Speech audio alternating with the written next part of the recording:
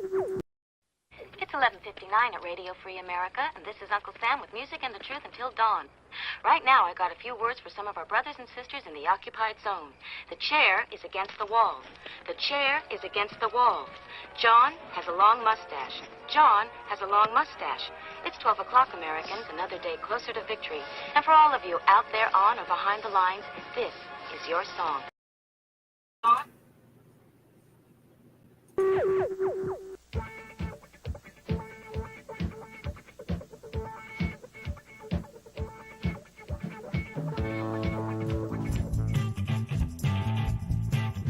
2A New Media. We'll talk behind the scenes of 2A Media, so grab a camera, microphone, your keyboard, or a phone, and join in the creation of 2A Media online. We'll be talking nuts and bolts, give some tips and tricks, as well as discussing software, online platforms, how to network, finance, and have fun with your 2A projects. All right, welcome everybody to our Daily Gun Show. We come to you live every weeknight at midnight, and we talk about guns and other things. And on Mondays, like DJ said, we talk about behind the scenes, what it's like to create content. And part of all of that, parts of all of that have to do with the with what we'll be talking about tonight. So we have Angelina on from Owl and Anchor, which is a custom graphics shop and supplier out of California.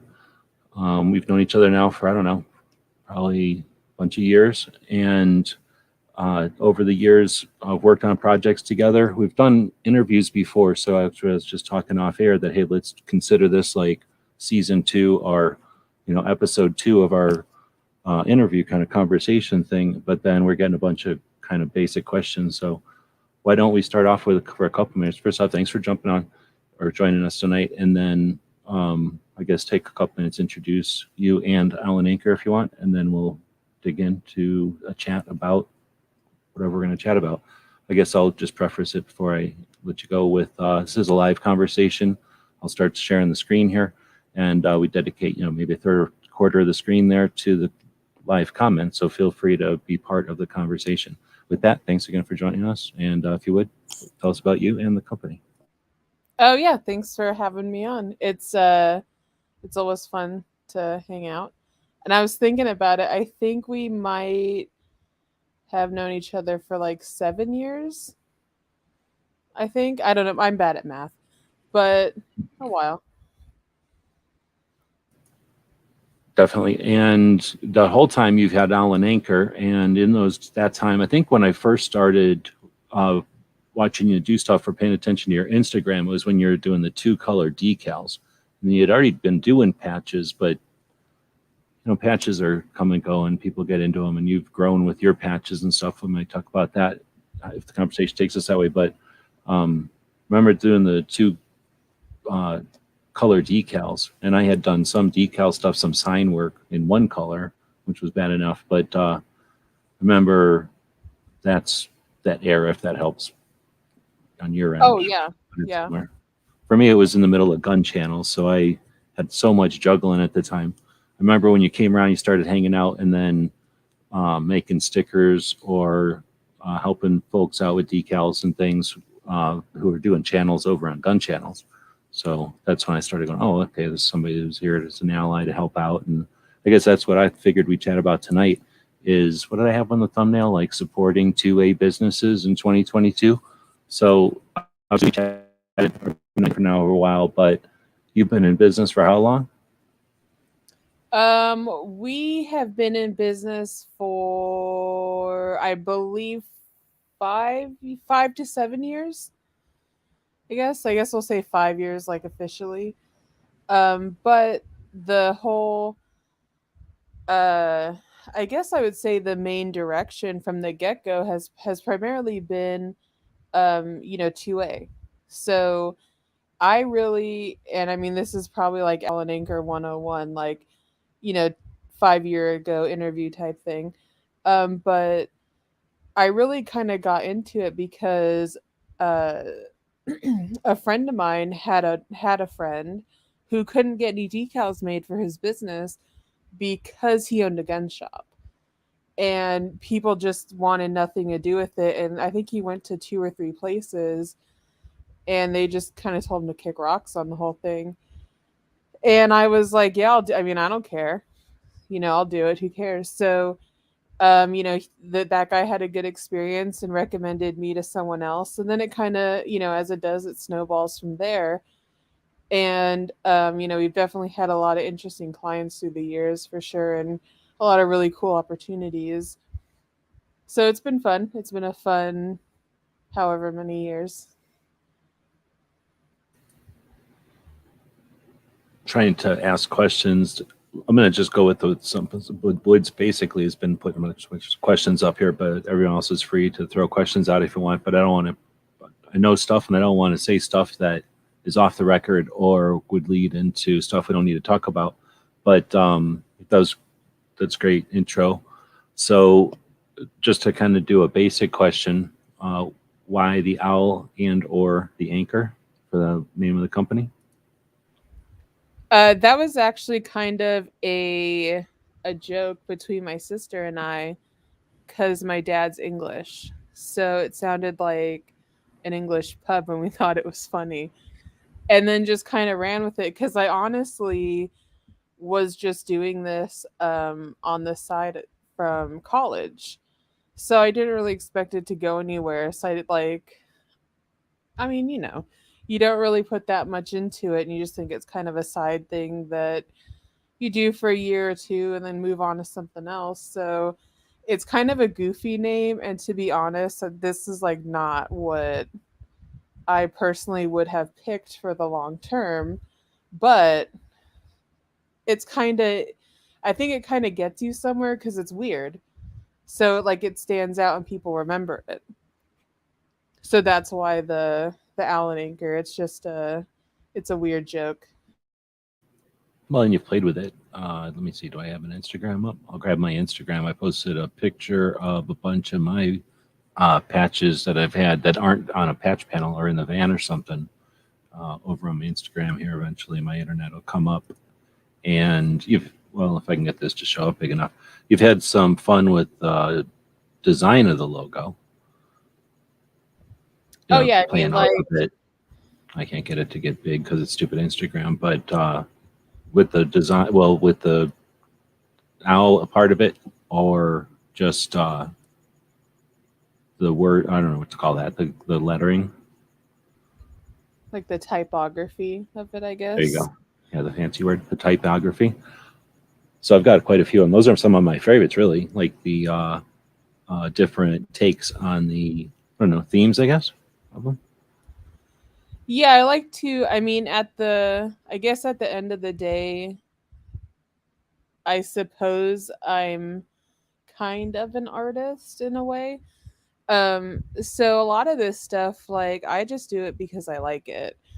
And I just think it would be cool. And, when it comes to the Allen Anchor logo, that's when I really get to do something that I enjoy or think is rad. Because all day I'm just making gun logos, basically, like total, like, tactical dude kind of thing. And when it comes to Allen Anchor logo, I mean, I can do whatever I want. Who cares? It's my thing. So I like to have a little bit of fun with it there, and um, actually use it in a way to kind of show off some skills, because like for instance, the SHOT Show, the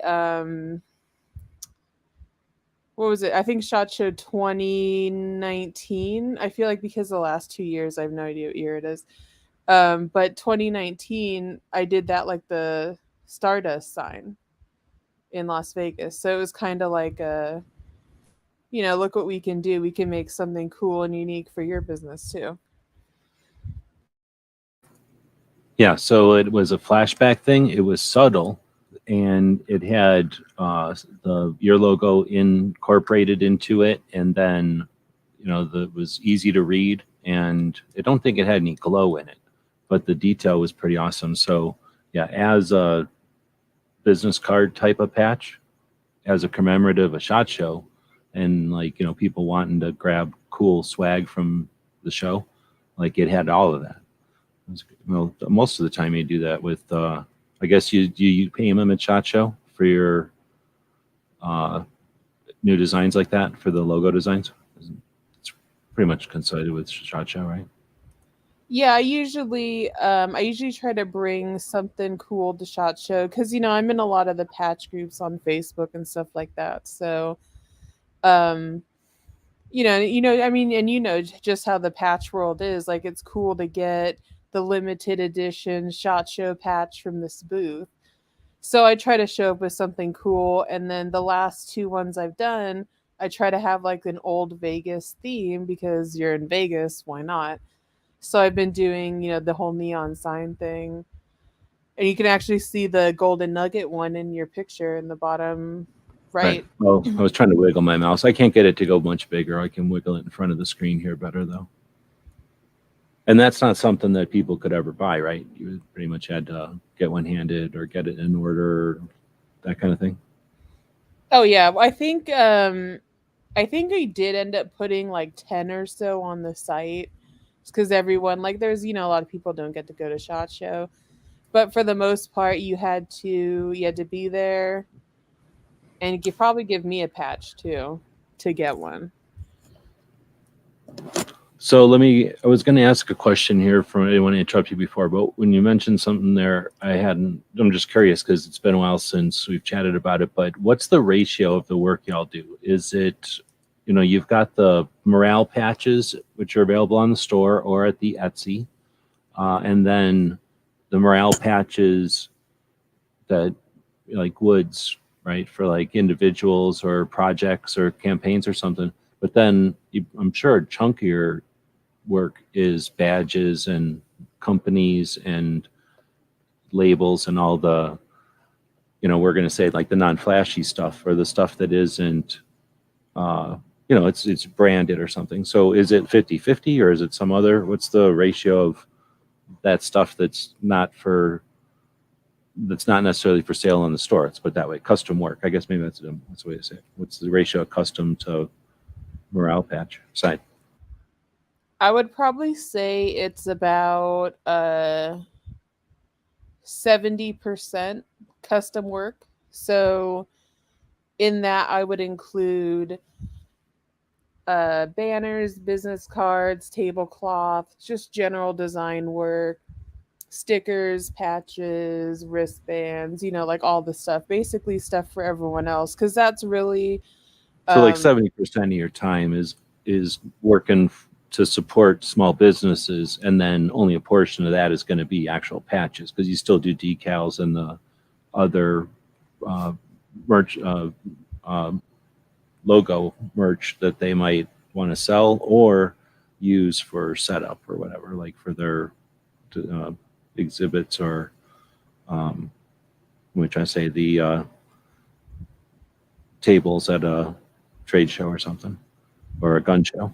So in other words, you're spending 70% of your time on stuff that's design and projects, but not necessarily always patches all the time.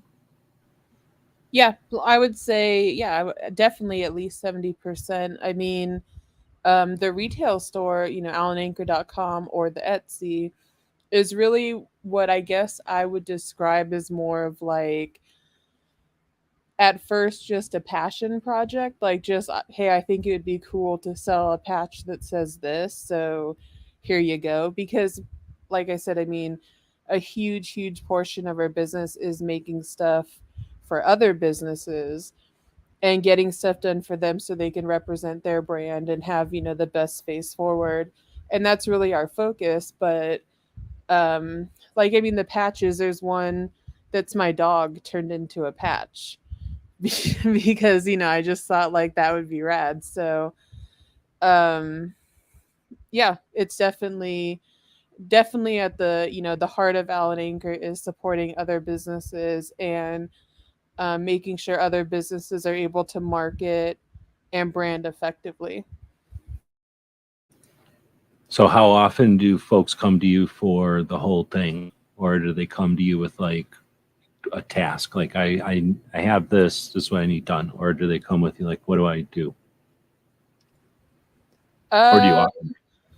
it's probably six of one, half the dozen of the other, where it's a lot of holster companies, for instance, that's a pretty big chunk of our business is here's my logo. I need 300 stickers. So, we make 300 stickers and send them. And we have a huge focus on getting stuff out timely because these are businesses as well. They want this stuff yesterday because they're trying to get their product out. So, with that in mind, we're hustling, we're getting shit out the door. Um, and I mean, on the other side, I have people who show up and say, "Hey, I'm thinking about starting a business doing this. I want a logo that has water and an elephant in it. Here you go." And then we start from, all right, here you go. Here's your logo. Here's colors. Here's this. Here's that. And I mean, 'Cause there's lots of people that are like, this project's, important, but I don't have that much interest in what it looks like, or I don't have the ability. So like they they're like kind of hands off, right? oh yeah, I mean, there's people that have all kinds of different talents, and some people their talent is not coming up with something cool for a sticker to stick in their packages, but they know that people like stickers. How many times have you bought something and there's a sticker in it and you're like, oh, that's rad, I got a little free gift. So they kind of hand that over to us. I mean, there's a major firearms retailer who had a rifle and they said, hey, we need a logo for this. And that's the logo that is on the rifle today. So there's, all kinds of different little projects that pop up and When interesting somebody things. does something like that, do they put a thing, or what do they call that? Like you're not allowed to talk about it thing, so An that you don't. NDA, yes. Yeah, yeah. Yeah. That's why I was a little vague about that one. But yeah, I mean there's companies that we make patches and stickers for that I can't tell you we make their patches and stickers, but when people post their shot show pictures of all their patches and stickers they got, I laugh because I made half the stuff on there. So,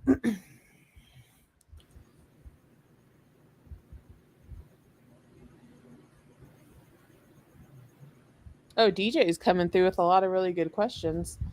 Yeah, I'm using a little star thingy, so I'm going to go through them in order just because it's tougher to filter them. I can do this. So Wood said earlier, I'm curious about what makes you motivated when you're not feeling it. Uh, it's not like you can get fired. Well, I guess you can technically get fired. Well, I mean, in a way, you can get fired. Yeah, I can definitely get fired in a way, but what keeps me motivated is honestly I live in Southern California. Like you can imagine what my rent is. It's pretty much that.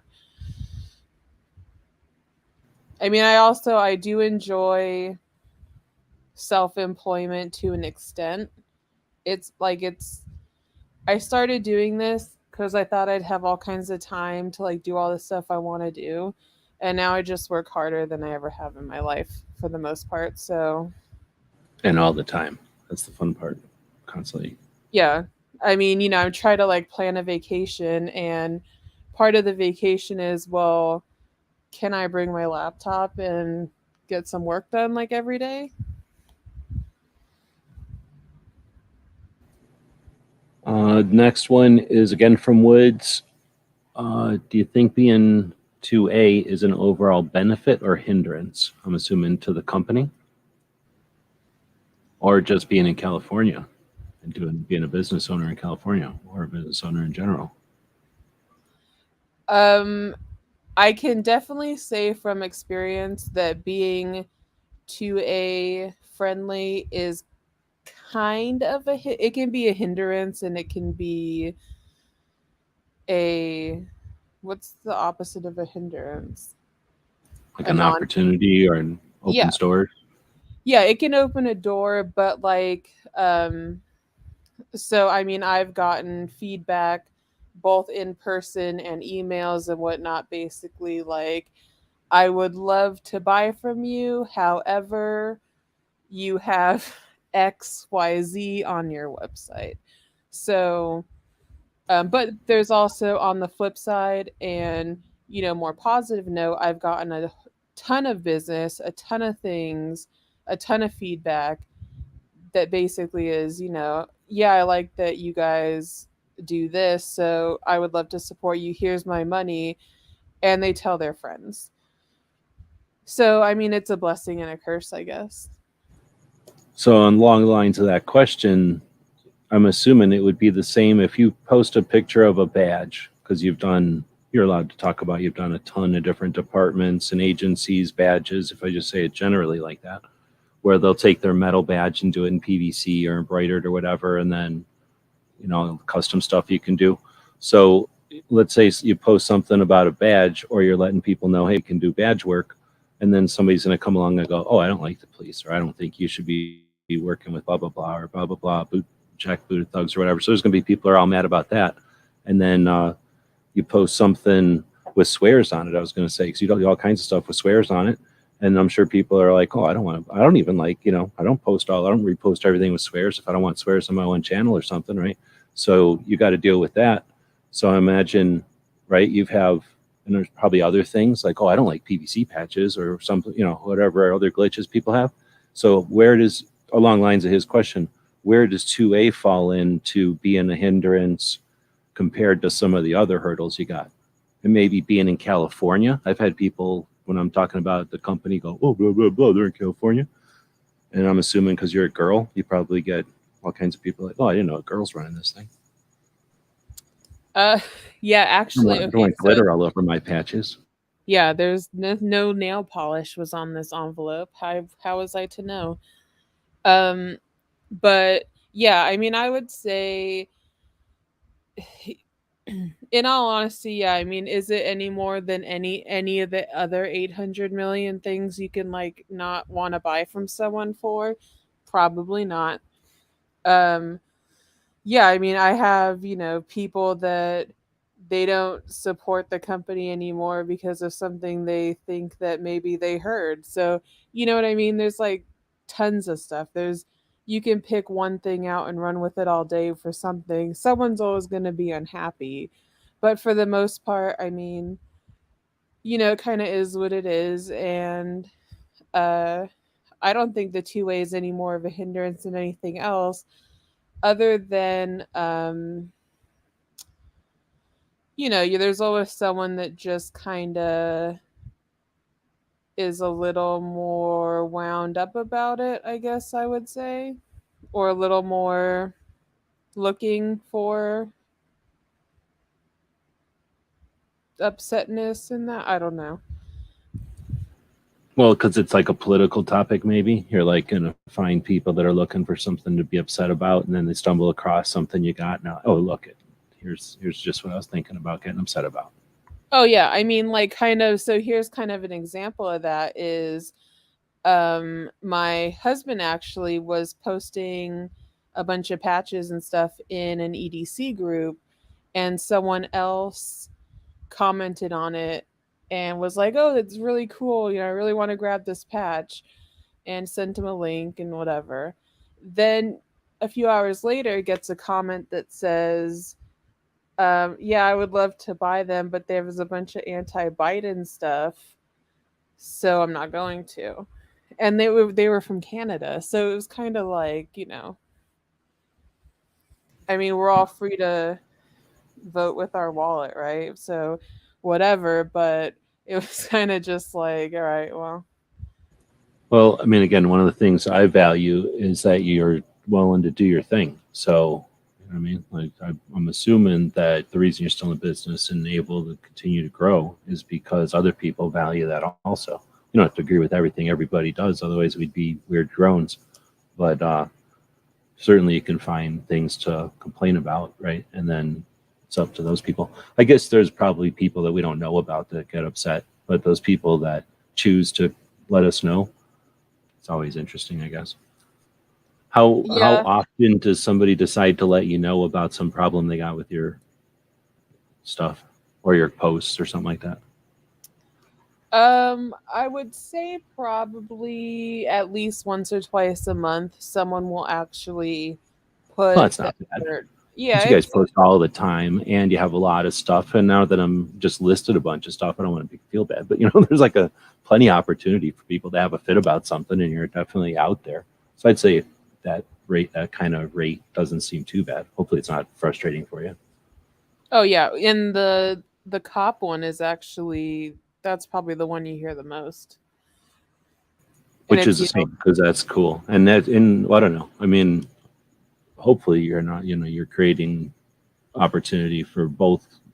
For both. What's the word? Awareness both ways, right?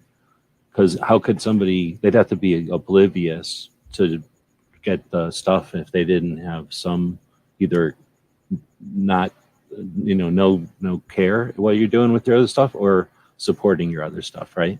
Because it's right there on your site. They're clicking past it to get to custom patches, so they either could care less or they're like, yeah, right on, right?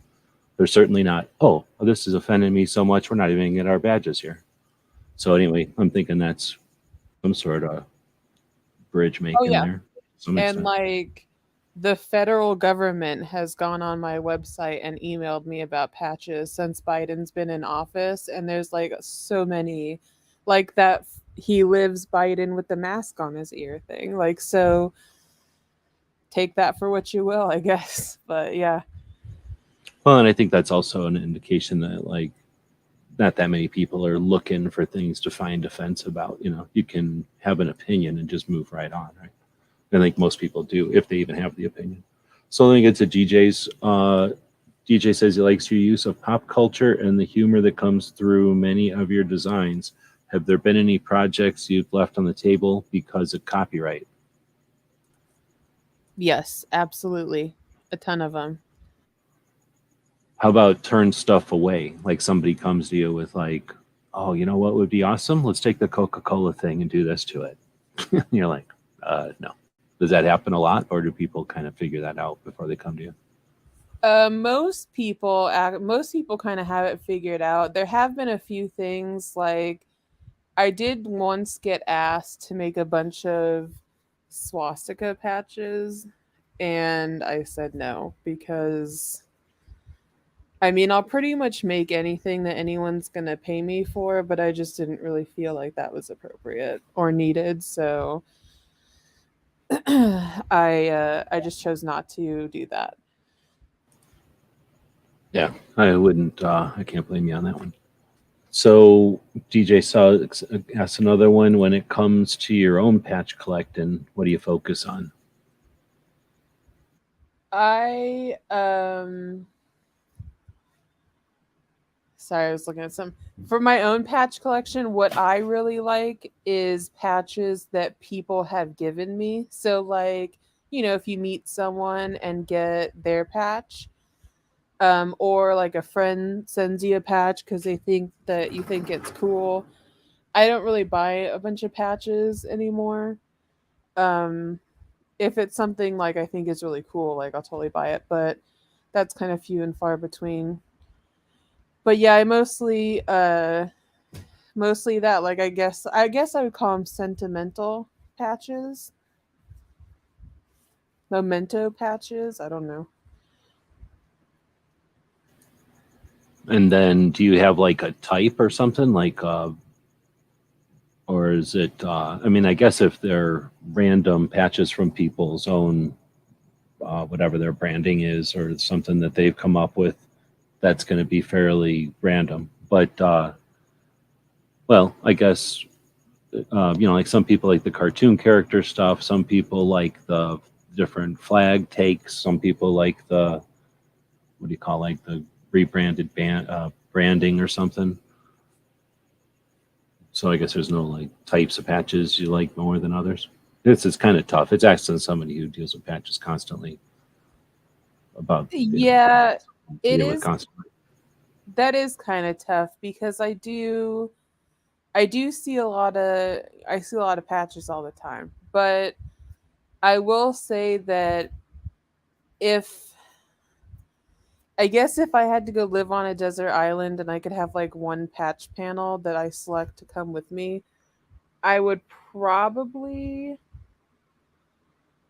pick like,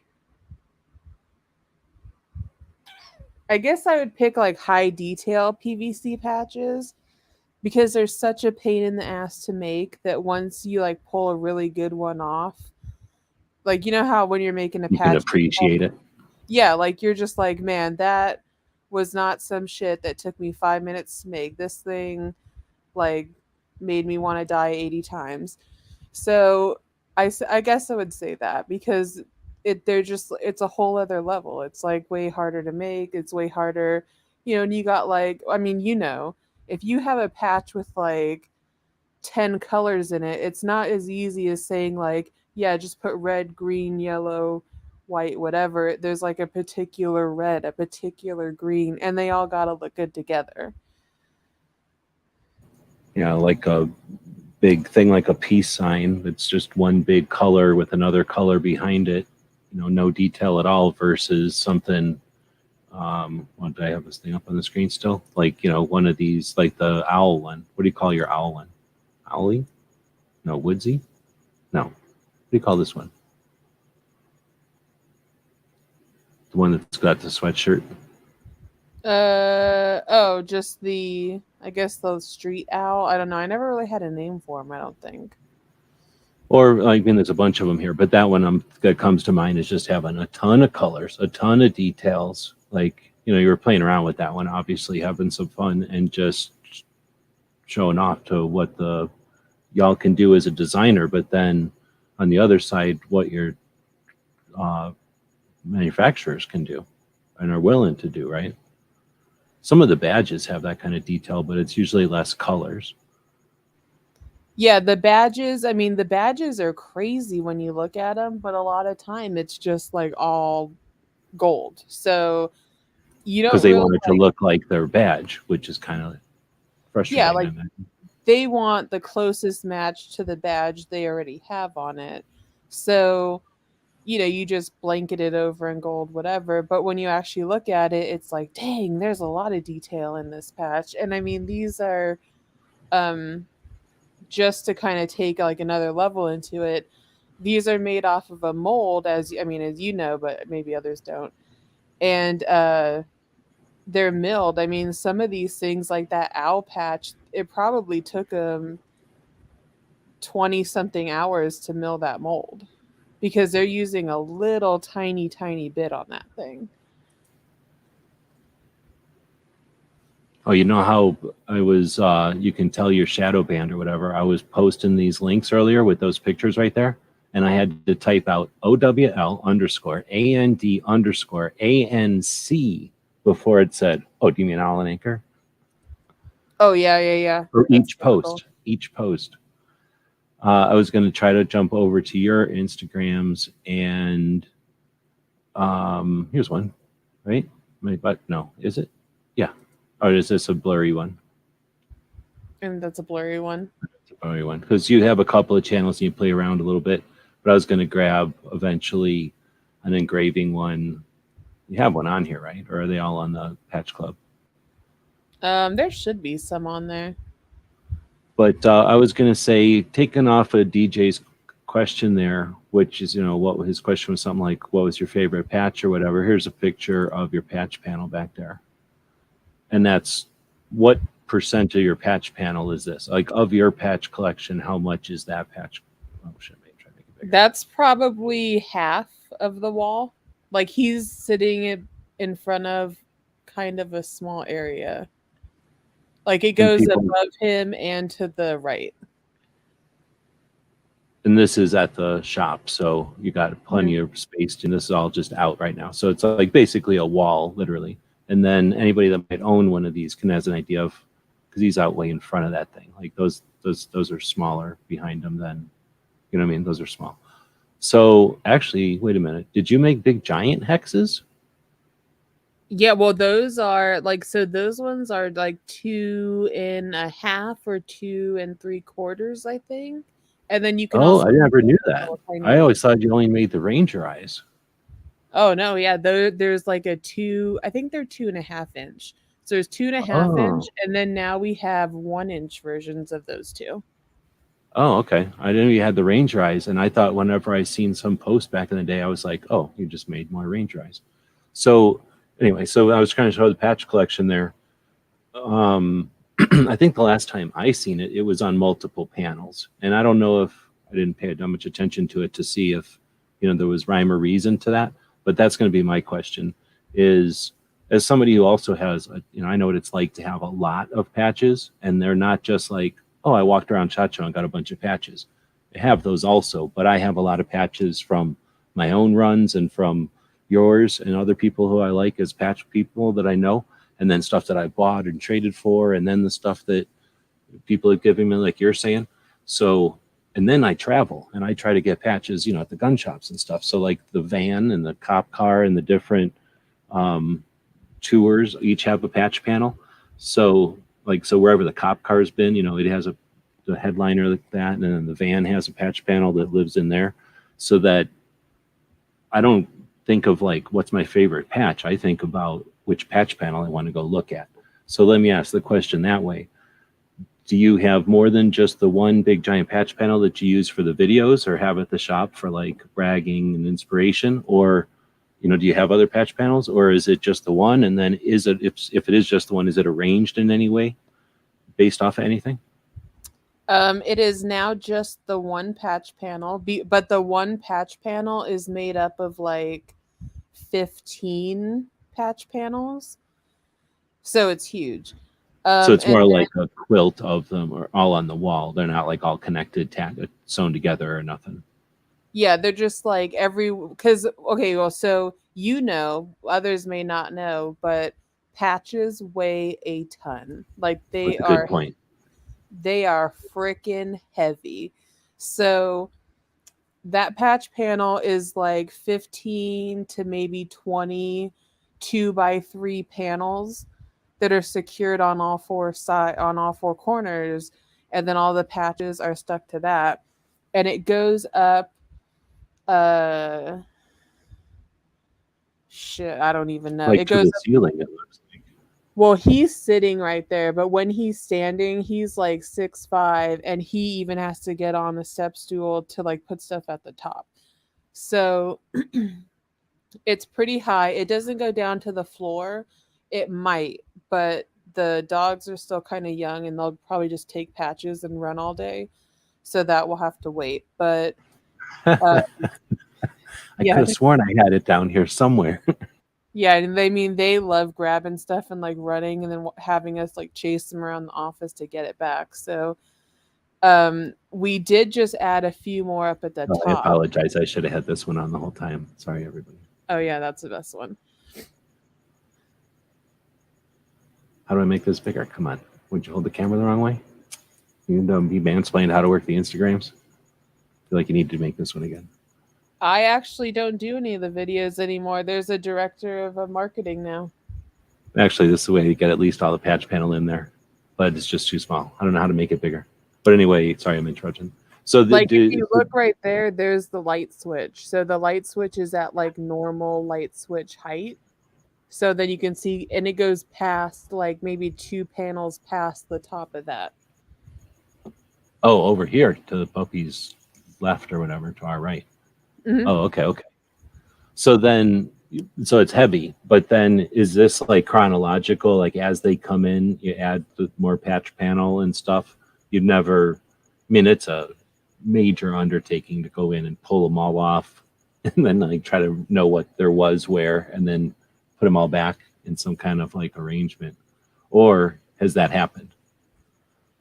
Well, when I got the office and made the huge patch panel, that's what I had to do. I had to take them all off of this other patch panel I had that was pretty big, and then put them on the new patch panel. And then on the new patch panel, stuff gets taken off a lot for pictures and just, whatever. So it's kind of a constant evolving blob of patches, I guess I would call it. Oh, those Okay, ones are so cool. like it's not that they're in any kind of pattern, but it's not that they're uh, in any static place either. They sort of move around and flow around or get moved. Oh yeah, like the patch wall is like a living, breathing, evolving thing.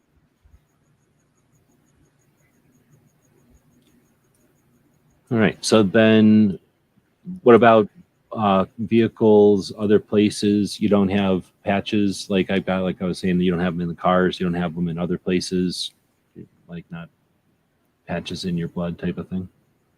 No, when I got the office, I wanted this like epic patch wall. I actually want this whole, it's hard to explain because you're not looking at the wall, but I kind of want to fill the whole wall with patches. So I have to allocate all my patches to that. Oh, okay, wait. I changed what I said now. I do actually have a 511 bag, like a backpack, that has a patch panel on it. So I do have a home patch panel. Oh, this picture in here, this isn't fake. Which one? I don't know. There was a picture of a backpack in here at some point. Oh yeah, if it's a gray backpack, that's my backpack. Or I figured maybe like Oh, this that thing. I right there. figured maybe. Yeah, yeah. Okay. Okay, so let me see. Yeah, that's pretty. Those are the patches that are pretty much on there all the time. Like those are my chosen patches. I'm pretty sure. Not that bada bing maybe, but the rest, yeah. And then, what's your opinion, attitude about? Let's say you're walking around SHOT Show and you come out of SHOT Show and 4 of those are gone. Are you pissed? Are you okay with that? Are you? What's your opinion on that? Well, I got the backpack for SHOT Show, and at SHOT Show, it's a basically a mobile Allen Anchor patch wall. So there's like, so okay, you've seen like the patch bin, right? Like remember that box I had at my booth? Oh yeah. Okay, so when I was walking around on my meetings the day before, I had like half of that box in the backpack and then a bunch of like waters and stuff. And then I would put some on there, put some of the Allen Anchor patches. And then as you're like talking and bullshitting, and people see you with a bunch of patches, so they're stopping you and you're giving out cards and, you know, the whole thing. So, yeah, people are taking patches, but I mean, they're talking to you usually. But I mean, even if someone just took one, I wouldn't give a shit because I mean, you saw that extras bin. I got like 3 more of those now. Well, that's the thing, and that's I figured we chat about it because why not? It's an element of SHOT, and some people that aren't into patches or don't have fun, I guess, don't get it. It's not that it's not fun, especially if you get something stolen from you. I guess you'd be pissed. But there are a ton of patch people, and some patch people are different levels than other patch people. So when I'm walking around, I usually have at least a bunch of whatever that I have at the time. I can't say that I'm at the level where I always have inventory of everything, but whatever I have available, I'll bring the extras of.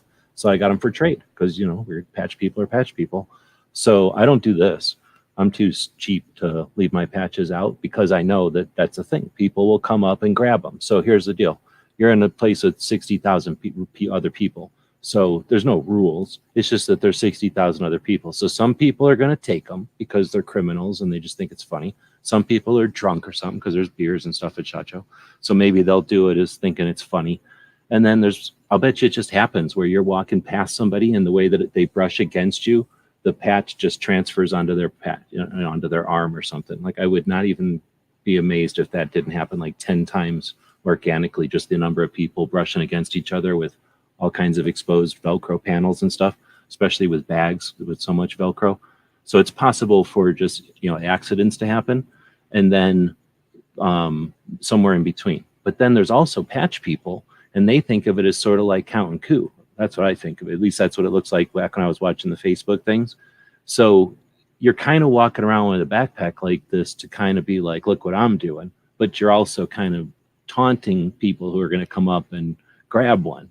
And sometimes there'd be some encouragement, like somebody'd say, I got a new set of patches. If you see me walking around, grab one, right? And they'll have usually those people have like 8 or 9 of the same patch. But anyway, there's this element to it. And some people don't get it. And they put a bunch of patches on their pack because they think it's a cool thing to do. So it's like a style or something, and they don't realize that they're inadvertently, I think, participating in this whole subculture of patchery that happens. I don't know if it just happens at SHOT Show, but it seems like SHOT Shows where I've experienced it and see it thrive. But am I crazy, or is that an element? And it sounds like you're kind of capitalizing on it by using this to attract those folks and then starting the conversation and having not bait, but having like, first patch is free. Here you go. Oh yeah, That's great. it's totally bait. It's kind of the same thing as like standing on the corner of Sunset Boulevard with your skirt above your knee up, a little, like you're like kind of like, hey, look what I got. Because I'm at, while people go to SHOT Show to take pictures for channels or hang out with their friends or whatever, when I go to SHOT Show, like I'm actually working for the most part. Like SHOT Show's not that much fun for me because it's constant. Well, you've seen me at SHOT Show. Like I'm constantly talking. I don't shut up the whole fucking day. But I want people to come up and be like, "Hey, where'd you get that patch?" And me be like, "Guess what? I made it, and I can make you some too." Because And that, here's one so that you go home with it and you don't forget. And then you see the quality and the whatever, the durability, it's a decent one, not some junk one. Like most of the people are getting the cheapest thing they can possibly get from the cheapest source they can possibly get because they're giving them away. And all they see is the money they're giving away. So I think that's an element. Sorry to interrupt there. oh yeah, yeah. Yeah, it's, people can see, and I can't tell you how many times I've handed someone a patch, and it'll just be like I said, from the extras bin. It's a random patch. It's not even an Allen Anchor patch. It's not a funny patch of the Tootsie Pop Indian. It's nothing like that. It's, you know, Tom's Gun Shops patch that I just had an extra one of. And I hand it to them, and the first thing out of their mouth is, wow, this is way better than the patches we had made. So it pays off. And that's, the backpack, walking around with a bunch of patches, giving people like, there's times when I'm like walking down the aisle in SHOT Show, and I'm just like handing random people patches and business cards and stickers and stuff, and everyone's glad to take a patch at SHOT Show. Like no one's like, oh no, I don't want that. No, thanks. They couldn't be more thrilled, and half the time it leads to a conversation. Especially when it's like, oh, what's this girl giving me something? And then it's like, oh, you run the business and you make these things and you're looking for gun shops, instead of like, buy this optic or whatever, buy this brand. Yeah, and I'm it's, calling out every 15 seconds. Am I breaking up here?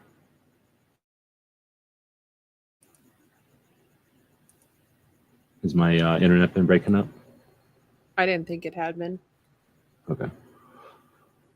I guess I got off on a tangent, but when you had the patch or when you had the picture like this, it just made me think. Because plus the other thing is a lot of times people will post or put on their backpack like this flags or kind of more brand patches, stuff they got at SHOT Show, for example, like, the stuff that they got as swag. And every once in a while, that'll be like a little cartoon character or something. But these kind of patches, these are your morale patches, like that Join or Die. Like nobody at SHOT Show is giving away a cool patch like that without their brand name on it or something, right? Like nobody's just giving out plain morale patches. So when somebody sees a bag like this, you got to figure this is a patch person and not somebody, these are specific patches that somebody bought. These aren't patches that they're handing out anywhere. But I guess on the other hand, you do have that element. I'm sure people stop you and go, hey, who's handing out that electricity stabbing that kid? Or wait, is that the way you described that one? Yeah. Yeah, that happens. And then I usually post a picture.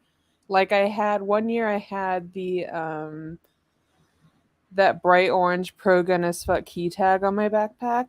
So I posted a picture of it and said, if you find me, you get this patch. And I had people coming up to me all day.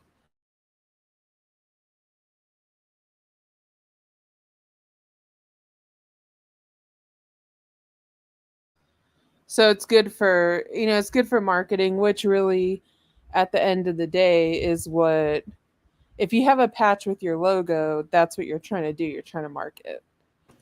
Yeah, sorry, I had walked away to get some water. My mouth is drying out. The whole idea is to turn people's eyes or whatever.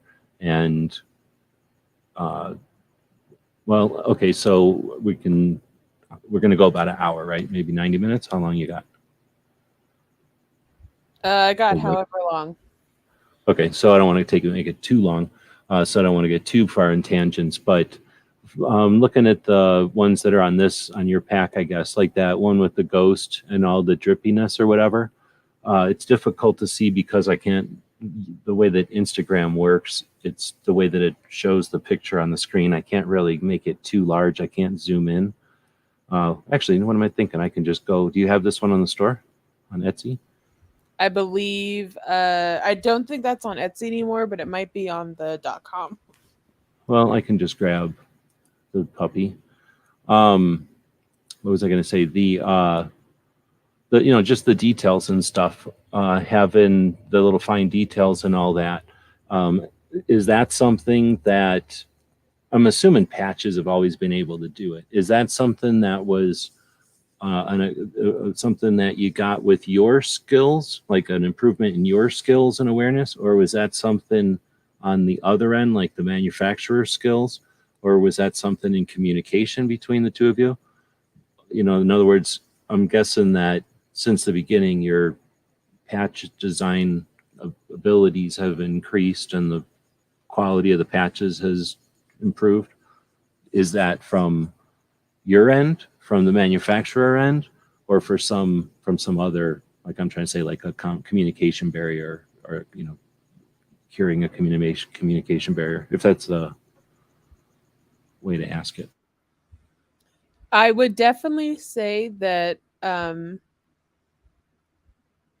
huge amount of the success that we have with detail and patches and stuff like that is in part to our partnerships with our manufacturer. So, it's not a secret. Everyone knows you cannot get PVC patches made in America. There's an EPA regulation against like one of the goos or something. And while you can sell them, you cannot make them. So you have to have an overseas manufacturer produce these for you.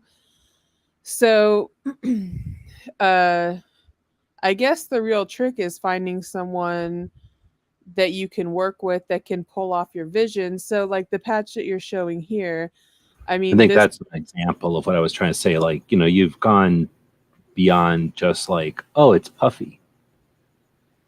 yeah, I mean, this project is, the result of probably a month of communication back and forth, notes and conferences, I guess, on getting that patch just right. And we make a file and then it gets optimized for PVC and milled into a mold and all that. So yeah, I mean, it's I would say that a lot of it is probably a 50-50 um success in both parties, but our success is owed to the partnership that we have with them, because we're not so much a third party kind of sending it between, like a broker, I guess. We're not so much that, as much as, this is our warehouse, this is our manufacturer, basically, that this isn't just some company we're hiring. And that's for people that aren't in the paying attention or in the know. There's manufacturers out there that make them, and then there's the people that can interface with them, and those are I'm going to call them middlemen, people that can speak English, let's say. And then often those people are in a different country, so that there's ways to, you have to have it as a two-part thing, like you say, to get something done cheap or whatever. So you get this first middleman layer, and then you've either got a connection straight to those people, which is rare but possible. And then you get more likely a middleman in the United States, somebody who has these relationships with those middlemen. So now you're at least 2 markups away from price, but more importantly, 2 layers of, can you make that green different, or can you make that a little rounder? You know, that starts to get less and less, what's the word? Like they're less and less willing to deal with any of that because they've got multiple layers of whatever that's called, like, layers of communication there. And then if you get another layer, so there's plenty of people that'll broker a middleman who then has a middleman to the manufacturer. And very few people are going straight from, what do you need as a gun shop? Let me get the manufacturer on the other end of the phone. Let's make this happen. And then having had done that for a few years now, with the experience and understanding of what's possible, yeah, I mean, that's part's kind of cool. And I don't know, I think you're unique with that. I don't know of anybody else who's got doing that, but I also don't pay attention to everybody else who's out there. Do you pay attention out there? How many other people are out there doing stuff? Yeah, and not even like in a creepy way or anything, but just because, it's like the competition. And I can say fairly confidently that most patch shops are basically just, they had somebody that like randomly messaged them on Instagram one day and they took a chance and that's who they work with. Like that's, and there's nothing wrong with that. I mean, I guess if they have good luck, then good luck to them.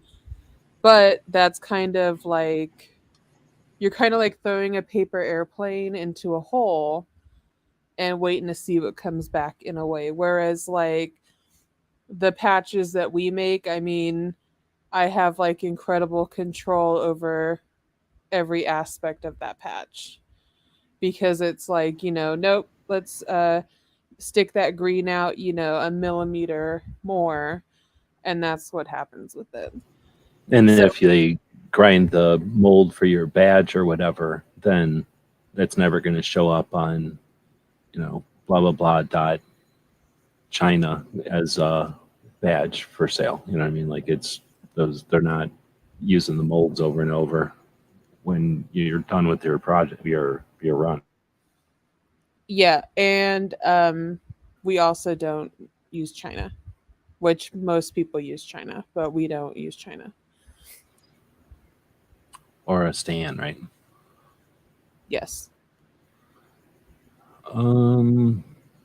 Let's see. So then going back to questions from DJ, have you ever seen or pursued yourself? Let's see. What have you seen or pursued yourself in patch design or production over the last few years that has made you do a double take or have been like, yeah, that's rad? That's a long one. So it's like a ghost question. What have you seen or pursued yourself over the last few years that's made you do a double take? So that's pretty much everything. The last thing that I think was really awesome was probably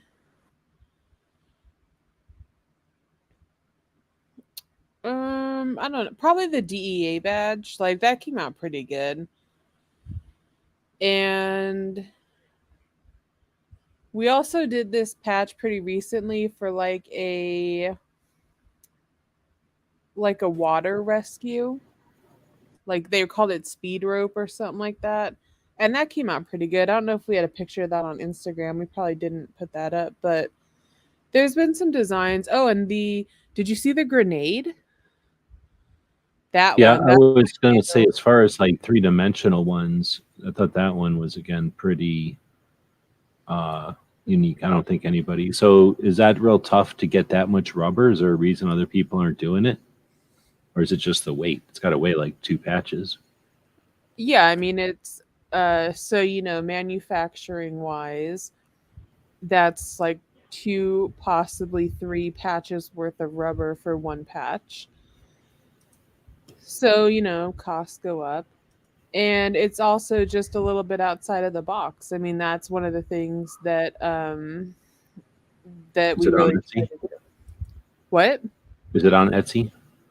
I believe so. I'm just trying to find more pictures of the side view or whatever. Oh no, it's probably another store. Oh, there might not. The pictures are usually the same. If you go to Patch Club Official, there might be more pictures. Okay. But yeah, that one's crazy thick. So yeah, is there any issues? Like, I mean, are they hollow inside or is that just all rubber? Oh no, that's all rubber. That is thick rubber. I think they are actually almost half an inch thick at the thickest part. Just like the And little the Boba Fett helmet too. That's like almost half an inch thick. when you say stuff to them like, "Hey, let's do this," are they like, "All right," or are they like, "Oh, all right"? Oh no, they're game. They're like I said, we have a really good partnership where we That's the picture I was looking for. That's crazy. yeah, that one, yeah. We have such a good partnership and like we're both in it to win it kind of thing. So that's how a lot of the like have you seen all the multicolored swirly stuff? Like Oh yeah, that started definitely. that same way. It's like, hey, what would happen if you did this? And in the beginning, so in the beginning we used China because that's what everyone did. And they wouldn't do anything like that. They would only do like, nope, this is what we do it or Yep, don't this is do all it. you need. This is all you need. I mean, Yeah, you and can so get them to do something sometimes, but then it's like yeah, it's never what you want. It's just some, anyway, yeah, it's like pulling teeth. But this one, again, so this one's a whole nother layer of detail and like color change. I don't know what to call it, like resolution. So again, they're like rolling up their sleeves and like, yeah, let's do it. yeah, I mean, so this is the same kind of thing. It's a result of just an awesome partnership and throwing ideas back and forth and getting the patch just right. I mean, so we did the Super Mario one, or not super, it was just Mario. And that was, that was a success. And this was just kind of the natural runner up to it. And there's going to be even more. It's a whole series we're going to do with other video games. So it's actually pretty cool. And the Duck Hunt is definitely my favorite one so far, but it's going to get a lot better. The That's crazy layer of digitizing or whatever, the 8-bit layer type of situation is it's you need like that kind with the grenade where it's like this angle to see that. I must have seen it because I know it's there. So it's one maybe on one of the older ones. Yeah, it could be further back because that's the version 2 because that's Luigi. Oh, so there's a one before this? Yeah, there's Before Mario. this TV? Okay. Because I remember seeing one of them and I was like, dang, that's neat. So going back to the questions, has anyone ever ripped off your designs? Oh yeah, all the time. Like there's actually we saw geez, I think he saw it on eBay, the cash brass or ass design. Like someone was selling it on eBay. And even Uh, the public Making it land. themselves? No, I don't know who made it. I don't know where they got it from, but it was a PVC patch. It wasn't exactly like my Okay, that's patch. what I should have said that. So PVC means they made a batch of them. Like you don't just make a PVC, you get made 100. So somebody was like, "Oh, I'm taking that design and ripping it off, and then invest in however much to run a batch of those." It's crazy. Yeah, and it was so that was a patch that was made early on that we ran in China, and that's another thing that China does is they sell your designs to anyone who will give them money. So, which I guess if you're just getting your like own channel logo whatever, but no one's buying that. But But yeah, that's so the thing. You make a morale patch over there, and then there's nothing stopping them from making it 100,000 other times. Oh yeah, I mean, if someone's gonna pay them for it, then they're gonna make it. They don't care. So, I mean, and that's another reason why I really appreciate the partnership that we have, because that's not the case. Like, I'm not gonna see things that they've made for me. They're not making for anyone that's gonna pay them.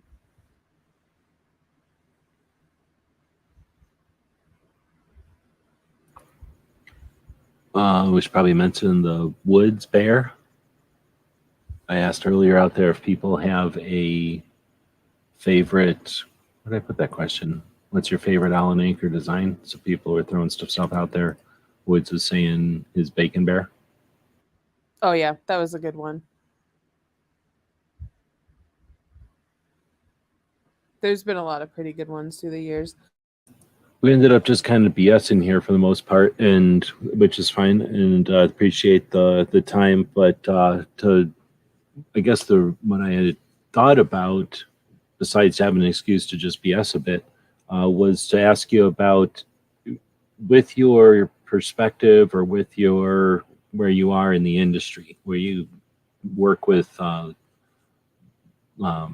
government and different layers of the public side, I guess you'd call it, like the public service, uh, law enforcement and other types. I'm sure you work with lots of them besides just law enforcement ones, agencies and stuff that need products that you offer, but then also in the industry. And then on the morale side, you've got your finger on the pulse of just, what people are chatting about. When Gun Channels was around, you're active all the time over there.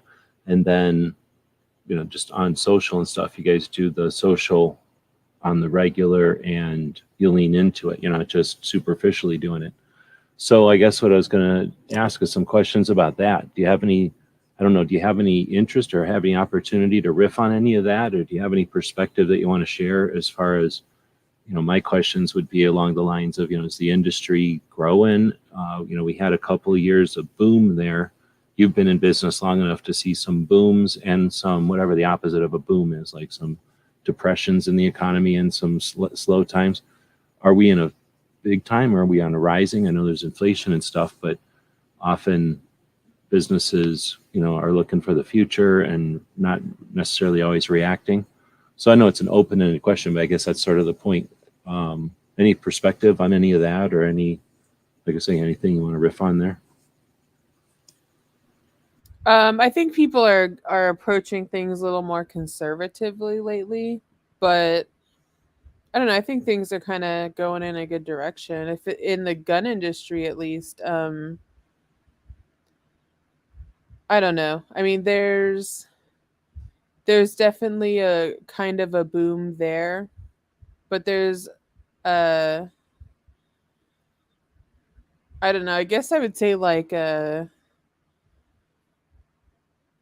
negativity boom as well. Like, it just seems like, I don't know, like people are less friendly and more like a little more nasty than they were, I guess. But which I think affects it, because the networking was really one of the strongest assets that the 2A industry had, was that everyone, it kind of, and you know what I mean, is it's kind of a small world once you're kind of really in it, that someone that knows this guy over here, and even like, the biggest influencer, it's like, oh yeah, like that's, whoever. um but yeah, I don't know. I think things are going in a positive direction, uh and in time, the pendulum swings back, I guess. Well, it's always swinging, I guess. And and as you were saying that I appreciate it. I'm just throwing that totally at you out of nowhere or whatever, just to kind of make it, back into the, tech behind the scenes type of theme of the Monday show. As you were saying that, I was thinking of some of the people that we know who've been activists in California, who've come and gone, and had a lot of potential. And then the way that, like FPC, for example, that one started as a California organization, and I don't know what state they'd consider themselves in. In fact, they probably go out of their way to not associate with any state, I think. But, you know, that's a roller coaster ride of a organization that, weren't you fairly, like, I don't know what the word is, like you were involved with the, them when they were in California focus for sure. Like when I first became aware of them, I thought you were working with them. Am I great? Am I wrong? Yeah, we had some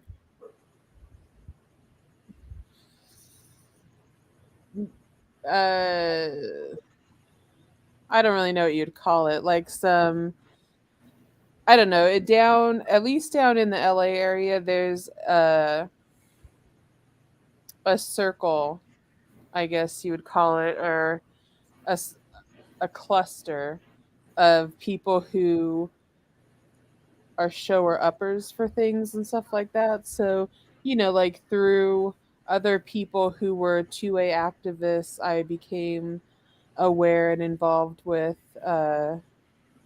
other people who were as well. Yeah, and I guess that's what I don't even know what I'm trying to get at, is other than um, those people come and go and you're still sticking around, and having that perspective, seeing this new, I'm going to call it a wave because I have no other way to describe it, but I've attempted to describe this, that, you know, you sit around long enough and you start to figure out, like, this already happened before. You know, this exact same thing happened before.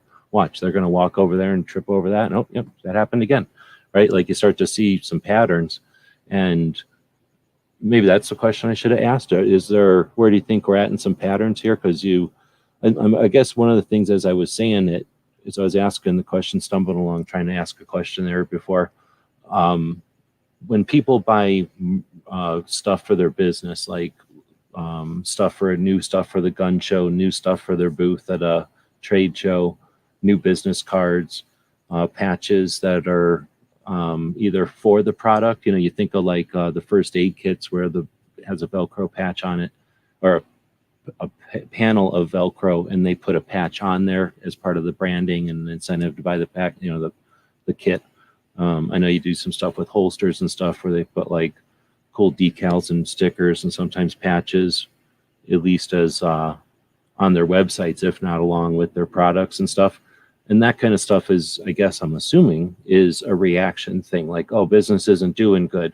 Let's do some advertising, or let's up our marketing game. Let's get some insight from the people and know what's up. Or am I wrong? Is that something that people do on the upside when everything's going their way and they say, okay, good, now that we got some extra money coming in, let's double down and get the marketing going? Or is it, am I crazy and it's a mix? It's not one or the other.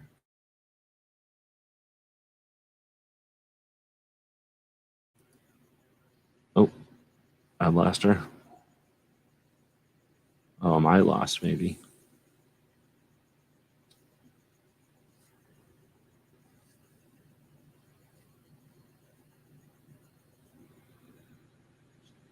Am I still connected?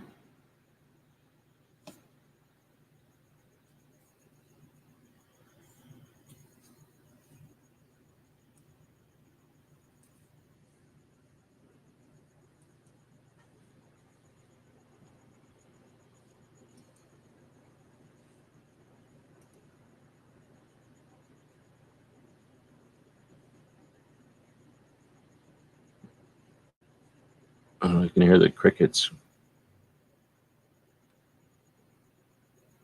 Are we still connected?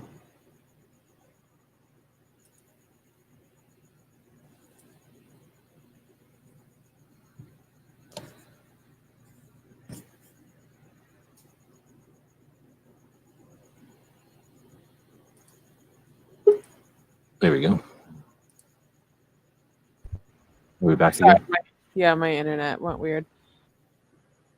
So I guess I don't know if I was trying to say, like, I don't know how much that came through, if I was breaking up or not, but I guess one thing I was asking is, do people do their marketing, do they put their effort into branding and stuff when they're doing well or when they're doing poorly? Or am I wrong and it's not one or the other? And then I guess that was the first question. And then what I was trying to say before was, where are we in that circle? You've been around for a while, watched the ebbs and flows and the waves of people coming and going, and where are we at on that whole thing? Okay, so I would definitely say that people put time and effort into marketing and branding for the most part when they're doing well, because I think then they see the value in it.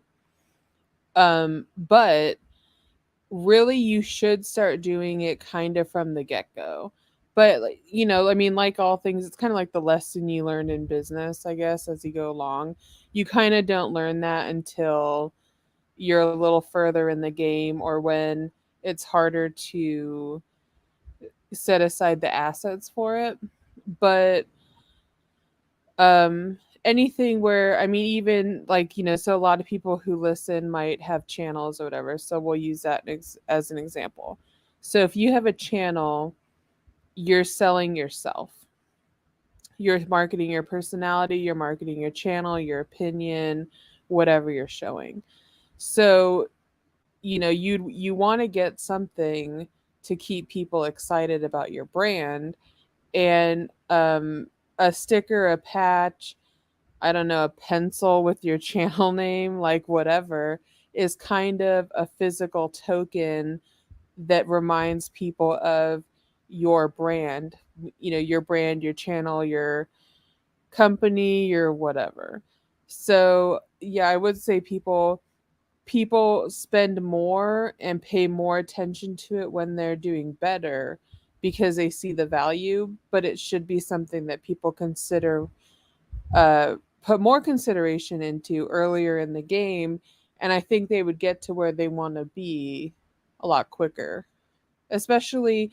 And one thing I always tell people, and it sounds kind of, I don't know, it sounds kind of a way, but it's really good to kind of bounce stuff off of someone else and have someone else's opinion on it, because you might really like pink and red together, and that might just be like the best color scheme ever to you.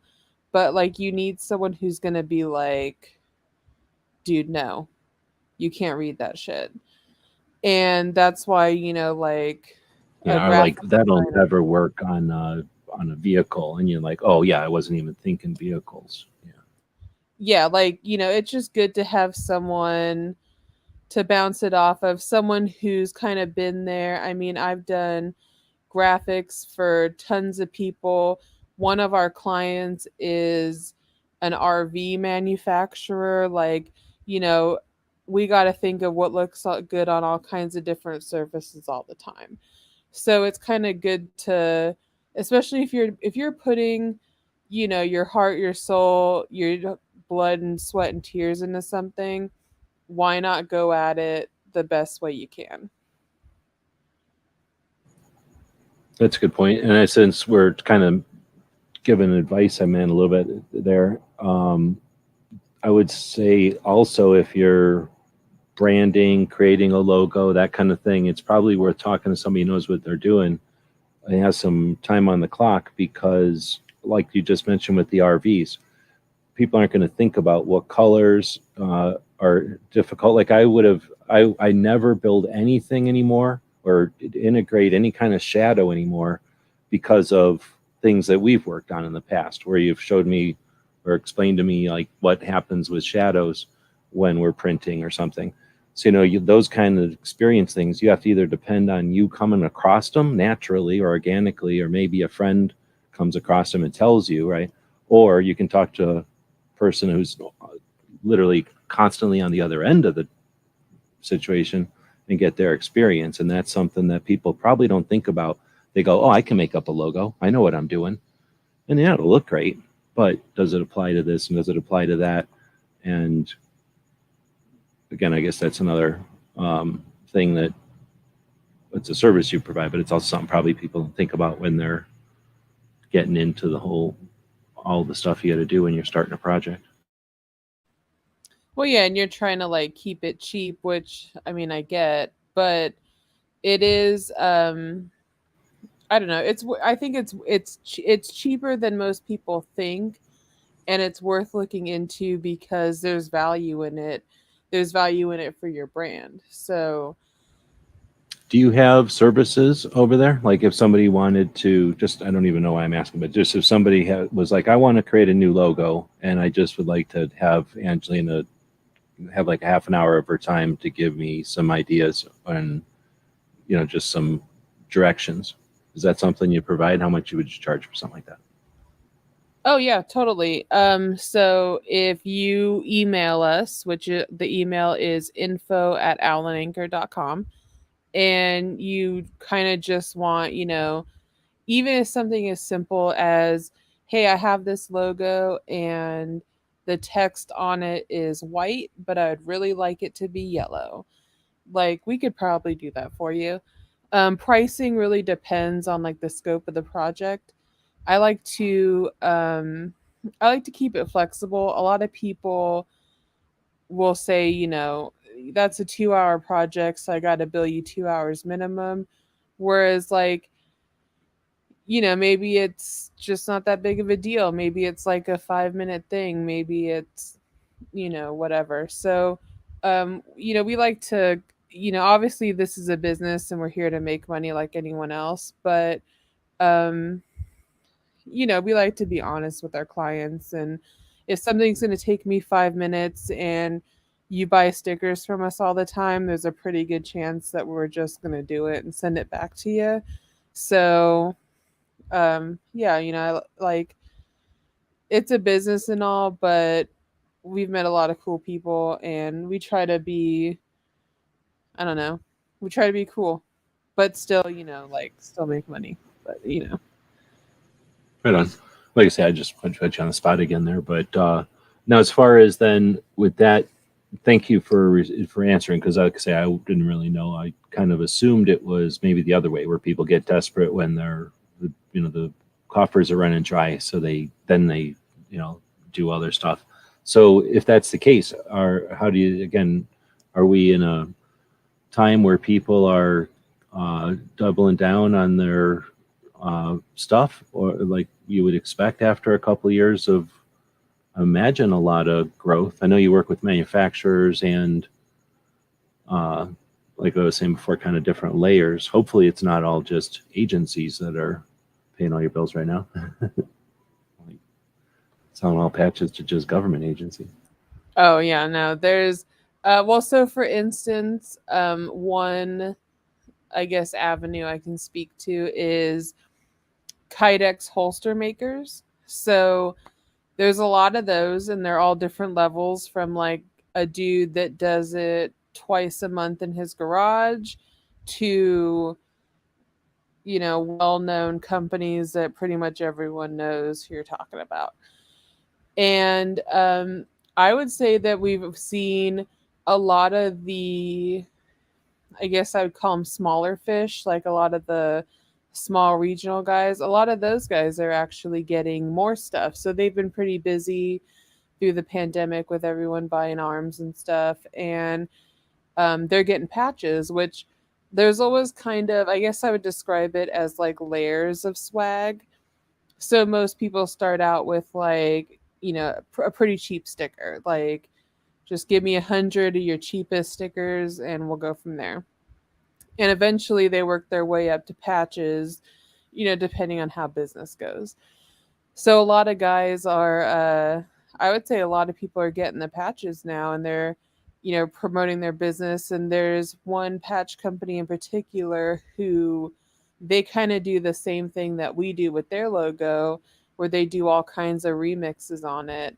So they've been getting, probably a new patch every couple months, which is pretty good, and they're selling them, and their clients love them, and they're, looking forward to the Oh, next you one. said a patch company. You mean like a holster company? Yeah, yeah, a holster company. Yeah.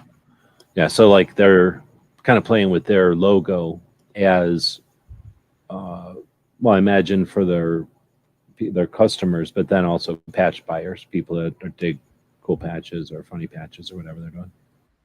Yeah, I mean, there's people that I know, some people have bought the patch just because they like the subject matter. And then there's some people who are fans of the company, and, they're collecting every patch because, that's what you do. Patches are collectible. They're fun. People love them. It's kind of a low buy-in. It's easy.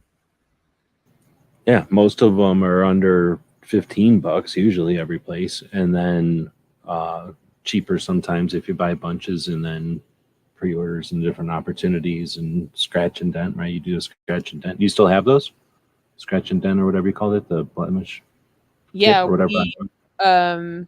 we were hoping, well, we're not really hoping, but we'll probably have them all the time, because it's just like, I mean, you know how it is when you get 100 patches, maybe there's like 5 of them that like, yeah, they're good, but like, I'm not really gonna sell this. So we've been chucking stuff into there, and we're offering them pretty cheap. So one of the things I'm hoping to do is put it on the checkout page of the site, because we actually started doing what the banner says on there, that orders of $35 plus get free shipping in the US. So we want to stick it on the checkout page, because if you're at like $30 or whatever, you know, you add the scratch and dent package, and then you get that free shipping and a couple free patches. Yeah, exactly. And there's some cool stuff in there. There's actually, like, this is a secret tip for the patch whores out there, but there's actually a lot of cool stuff that's thrown in there that are like one-offs and tests and stuff of stuff that I wanted to try and just see how it looked, and like was playing around. So there's a lot of stuff in there that's like one of ones, or just interesting color mixes that didn't make it to retail, but you can pick them up in that scratch and dent for like dirt cheap. I can't even remember how much it is, but it's like less than a normal patch. Is that what this is, or is this production run? Yeah, that's so you'll see the the production run of those in the next couple of weeks, but those were just kind of a playing around thing and seeing like what we can do. Oh, So was I that's, not supposed to show that one? no, you can show that. You can totally show Okay. that, but that's an example of something you might get in scratch and dent. But then, just so that people understand what we're talking about, see the difference there? Squiggles, fireworks. I would call this one firework. Nah. Confetti, maybe? Some kind of confetti at a party. And then this one is the fireworks? Or something. But anyway, straight lines. And then this one's all over the place. So yeah, that's pretty neat. So then these I grabbed out of that scratch and dent thing, right? Yeah. Yeah. Yeah, so that's just like it says on there that it could be, you know, like some defective ones or whatever, but like I said, it could be just like random colorways that we tried that I didn't really like, or it just wasn't happening. And I probably got like 3 of them, and one's on the patch wall and 2 are in the scratch and dent. So like you'll never see those again. So I guess I was leading up to, or as you were answering that, it made me think, I guess, and that is a better way to go with the question is with the patch collectors and stuff, what's happening, you pay more attention than I do with probably have way more interaction with patch collectors. Although, I mean, I'm sure some patch collectors are buying my patches because I don't know, you know, the silent customer who buys something and never really says anything. How do you know if they're a patch collector or why they're buying your patch, right? But I'm guessing because of your Instagram and interacting with everybody, do you have anything to riff about with the collectors in 2022? Is it becoming more of a thing, less of a thing? Are they the same collectors as they were? Are they new breed? Are they looking for different stuff? Or, you know, do they come in cycles? Or I don't know how long you've been, I'm assuming you've been paying attention to them for some span of time or more consistently than me. Because when you mentioned, I think earlier, the patch trading boards or something, you know, I quit paying attention to that stuff, I think back in like 12 and 13, once I kind of got the idea that they're a little snooty. At least back then they were kind of snooty. So anyway, anything to riff on with patch collecting and patch collectors and that kind of thing in 2022? Yeah, so patch collecting I think actually has grown since definitely since back then. And right now there's a whole new thing with ranger eyes. Like those I think are like the new hot thing. So like we've been putting out a whole bunch of new ranger eyes and little tiny patches, and people love them because they're doing. Have you seen the whole pouch thing, like the EDC pouch now? Like these little picture, or wait, not. I guess I got to go to the main one, but the like that little, what is it, a bag or some kind of a zipper little bag with a Velcro on it? Yeah, just like a little zippered Velcro pouchy thing. So people are carrying more stuff like that, I guess. So they want the Ranger eyes because you can put a ton of patches on them instead of like so that those Ranger eyes, like that shamrock's an inch. So to give you an idea of how small that pouch is, and that not legal in California is 4.5 inches. So you can stick all those patches on there. Where if they were like 3 inch, 4 inch patches, you're just getting like Two. a couple in there. Yeah. Well, here, look at how big that Biden. That Biden's not even a big giant patch. It's a bit normal size though, and then got like 7 next to it. Yeah, even like that bananas patch, like that's like a 2 inch patch or something, I think, and that looks huge on there. So Interesting. that's like Are the they new. grabbing anything that's little, or is it, is there things that are more or less interesting to people? There's I mean pop culture is always kind of interesting to people, but the little ones are more popular just because people are trying to fill out their little pouches and stuff. And um, the current event stuff is pretty big. The video game stuff's pretty big. Um, Anything glow, actually, glow. You like? I mean, I've always liked glow, but glow, like everyone loves it now. And now it's like it used to be kind of a hindrance at one point, and now people love it. Well, So I think once you put a patches on a wall and you turn off the lights and you go, oh, that patch glows, and then you get like 4 or 5, and then it's like, oh, that adds a whole nother like layer to my patch collecting. Like I can have the patch panel exists at night too. Like I can, it's part of the room all the time. And once you only have 1 or 2, it's like a itch you can't, right? You gotta like, oh, I gotta get some more of these. I gotta balance this out, or I want to do something. And that adds a whole nother layer to the patch panel. yeah, and it's like so like that picture right there, like we've been doing a lot of glow stuff, which I love because I love things that glow. So it's been really nice to be able to like run with it and people just love it. I don't think did somebody ask about the most popular. Do you have a stuff that's most popular as far as patch designs or anything,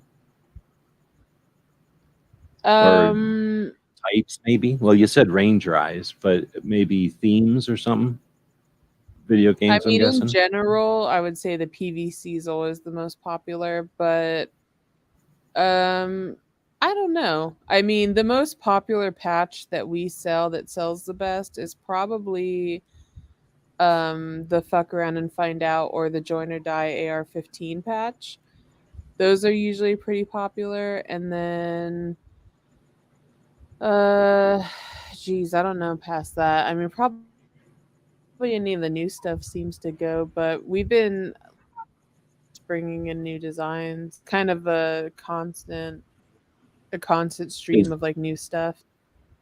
is the idea you always have the new stuff and you have quantities of new stuff, not like a trickle of new stuff. So is the idea to have a giant inventory catalog, or let stuff 100, this is the last 100? Because I know you have shown like these, saying that these are the last couple of sets. Is the idea to let them expire, or can people, if they keep buying them, you keep making them, or is there any kind of plan, or is that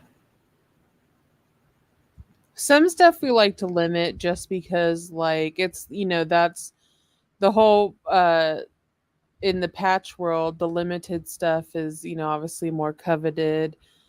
And some stuff is just like like the check engine light in orange. Like I thought it was funny, so I made it, and like there's no more. People are asking for another one. I don't know if we're gonna remake it. If we remake it, we might do it in like green or blue or something like that. But mostly, I mean, it kind of gets to the point where if it's low and I'm not really feeling it, or if I want to just do something else, we just don't run it. So, I mean, all the things are kind of in Because there's no danger. benefit to having tons, right? It's not like anybody's like, I would order from you, but you don't have enough quantity for me, right? Like it just becomes, I imagine, I can't even imagine really how many you have and how you do it. But it's good. Do you get people going, I don't like how you keep reordering these? Like, do people want them to be limited, or is it more just people saying, hey, when are you going to remake these, or when are these going to be available again? Like, do people covet the limited aspect of any of them? Sometimes they so like the video game stuff, I think those are we're not bringing the Marios that already sold out. Like we're not bringing that stuff back. So, people who realize that now we're doing a whole series of them, like they want to get the first one, so now they got to buy them on the secondhand market if people are selling them. But I mean, a lot of people ask, hey, are you going to make this again? Are you going to make that again? And it's, most of the time the answer is no, because if I hadn't made it, I'm kind of over it and I'm moving on to other things just because I just like making new designs. Yeah, otherwise, right? Then it's just like, here's the 12 we have, here's the 12 we have again, here's the 12 we have again, here's the 12 we have again. It's not fun. So I guess that's a question. Would you, if you could get, let's say 3 designs that you never had to worry about again, all you had to do is restock them and ship them, or keep doing what you're doing, playing around, having fun, helping people, which way would you go? Keep playing around and helping people for sure, because it's more interesting. Right on. Woods, what's your favorite customer, if you can say, like a sheriff or something?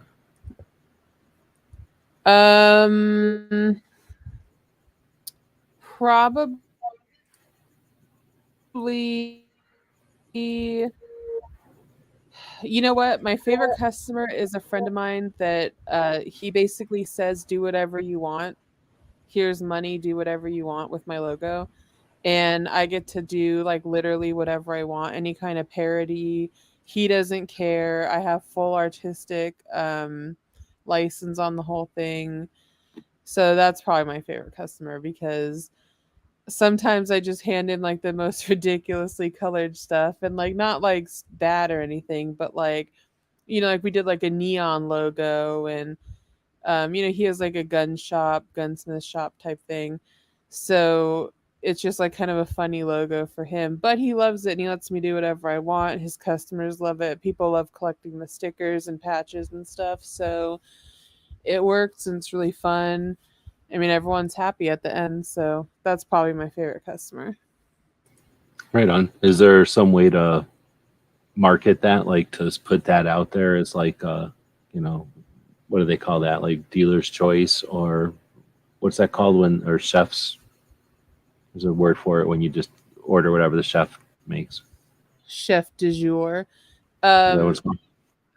I would, okay, so I would actually hesitate away from that in most aspects. So, like,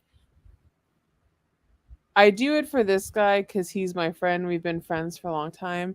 But there's a certain This amount wouldn't of, be like butt hurt, like, oh, the reason I'm losing money is because of the last design you did. yeah, like, so he's cool. He honestly doesn't care. Like one time I made him a logo with his business name made out of penises, and like everyone's having a good time. We're laughing. But there's a certain amount of time that goes into this stuff and like he just tells me, and like when I get around to it, I get around to it. So he's not in any rush, I'm not in any rush. When it's like a hired job, it's different, because if you're giving us your money, we're turning around a product to you like as fast as we can. Like, we're not, this isn't something that I'm doing when I can't sleep at 2 in the morning and I had a funny idea, like with like it is with him. This is like a serious thing, we're like branding your business. So I would hesitate to offer something like that to other people, because it's like a whole different ball game, I guess. And like, people, I whatever I present him with, he doesn't want any changes on it, and pretty much everyone wants changes to everything. And when they're like, not your friend, it's harder to be like, haha, I'm not doing anything. Well, and it's harder to kind of know what they are down, or what they would dig or whatever, right? Like, that's the other thing, is you can be more comfortable with somebody you understand, where if somebody's walking in off the street and saying, knock, knock, knock, be creative for me. Like, okay. Yeah, and like, I mean, I know when this guy says like whatever you give me is good, I know he literally means whatever I give him is good. So, there's like it's like a whole no pressure, I'm just creating, like, kind of thing. So it's like a free environment, I guess. All right. Well, I asked everybody out there any other questions. Woods gave us that one about your favorite customer. I think that was a pretty good question. Thanks for the answer.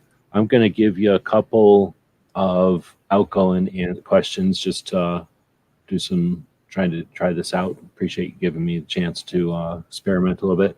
So, you've been on other people's chats before and done interviews and stuff. Is there one that you can recommend? Because this was a bit sloppy. We're friends and we know each other. It's a late night show, and I don't take it super seriously. So I know that you've been on other shows or been a guest on other projects and stuff that you might use as a better representation. So if someone was listening today and they said, "Oh, you know what? I have the perfect person for you." Is there an interview out there that you can think of? I don't put you on the spot. Is there an interview or a show that you were on or something that you'd use as like your, what you'd post on LinkedIn or something? The most recent one I can think of would probably be Barbecue Show. Well, that's right. You were on the 2A Women Wednesday with Barbecue. Yeah, there was no barbecue offered at the end, but I was there. Right on. So that worked out well. So that's cool. So I totally forgot about that. So right on. And I don't think Barbecue wastes his time listening to this show. He just rips it off. But right on. And then I think another question I was going to ask is, do you have a book or something that you'd recommend? I guess I shouldn't say or something. Do you have a book that you'd recommend? Yes, I do have a book that I would recommend. And let me see what it's called. It's called Unmarketing by Scott Stratton. And so if anyone's looking to do anything with a brand, if they're interested in promoting their own brand, if they're just interested in marketing or a different perspective on marketing, I would recommend that brand or that book for sure. I'm guessing, I think we talked about this one time. I don't know if it was just you and me talking about it or if we talked about it on a show one time, but that book's been around for a while, I'm guessing. Yeah, it definitely has been. And then, do you remember when the first time you read it was? Oh, geez. Is that something you read for school or something you read for the business? No, it's actually, so I have I guess, a business mentor, and that book was recommended by him, and then it was also recommended. I'm in a group on Facebook with a bunch of other business owners, and someone recommended that in there as well. So I thought, okay, I'll go ahead and read this. I think I read it probably in 2017 or 2018, somewhere back in there, and I've read it one or two times after that. Oh, Um, okay. That's interesting. but it has a lot of really good information. I mean, it helped me brand and market my own business. I've shared some strategies from that book with others. When other people ask, hey, your business seems to do well, what can I do? I recommend this book to them. And he also has another one, Unbranding. That one is really good as well. They're both really good books. Definitely worth it. Definitely worth the time to read it or listen to it or whatever you do.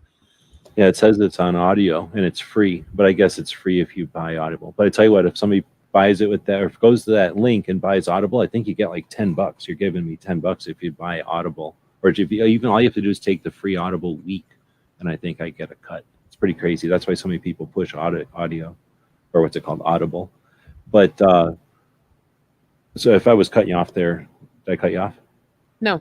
Sorry. Then I would guess I was going to ask, and I don't know if you maybe even answered it or if you can answer it, but it says it was in 2009, so it's been around for a bit.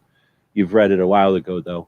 I was going to ask, because I have similar books that I've read and I think are good, but then they were written a long time ago, and there's things that would apply differently in 2022, perhaps. Is there anything that would, if somebody was going to listen to this book on tape or read it today, is there anything that you would put in as like what do they call that, like an extra, or like what's that thing at the end called, would you give them any notes as to like an annotation? Yeah, for 2022. Yeah, I would definitely say that the social aspect of it is more important now than it was. I mean, that book definitely talks about the social aspect, but it's even more important and It would have more. been in its infancy. Like there's no way in 2009 that they could have appreciated what like Facebook would have had as impact over the last 10 years and today, Yeah, right? exactly. And Twitter and Like, shit, yeah. so yeah, like when you Oh, so read it, even in spite of the fact that it couldn't have even had awareness of that's all, but it's still core stuff that's worth listening to or reading, I guess. yeah, and when I read it in like 2017, 2018-ish, like even then, I mean, the social stuff was, while chugging along, it wasn't like it is today, but it was definitely, keeping in mind that heavy on the social and, remembering that even still today. But yeah, I would say that book, if you've never read it and you're looking to grow your channel or your business or whatever, it's worth it. It definitely, um, it even if you think you can't learn anything, it offers a different perspective that at least is something to consider. Right on. Yeah, I appreciate that. And again, putting you on the spot because I didn't say I was going to ask any of that stuff, and I just thought it was an interesting way to add some dimension to the interviews or whatever. So appreciate letting me experiment a little bit and take almost 2 hours at this point. So why don't we do this? There's no other questions that came in, so I'll just say thanks again for joining us, from everybody who's watching live or might be watching in the future. You can go grab stuff from their Etsy, from the website. You can go check out their Instagram, which is fun, and every once in a while they put stuff on the YouTube. And then I'll just give you as much time as you want here to say whatever you might want to say, and then we'll chat off here. Well, I don't have that much to say. Just just check out our stuff. If you need business cards, banners, stickers, patches, wristbands, whatever, give us an email. And we always try to hook up the listeners, so let us know that you heard us here. Right on. Again, it's trying this, like throwing people on the spot, so I appreciate again that you're being flexible and willing to let me do that. So then with that, we'll throw the exit out of here, and thanks everybody for joining and listening. And Angelina offered the email before, but again, you can contact them through any of the platforms there if you have questions, or if you have questions, I guess. Thank you for supporting our projects. If you'd like to buy us a cup of coffee, Check out our Patreon channel. The guys and gals at gunwebsites.com encourage you to take a CCW class every year, practice at least once a month, and carry every day. Thank you for watching gunwebsites.com. Do-do-do-do-do-do-do-do. Oh wait, do I have an Owl and Anchor ad in here? Or did I delete them all? I deleted all my ads so I could put in my new promos. Oh well, we'll end it.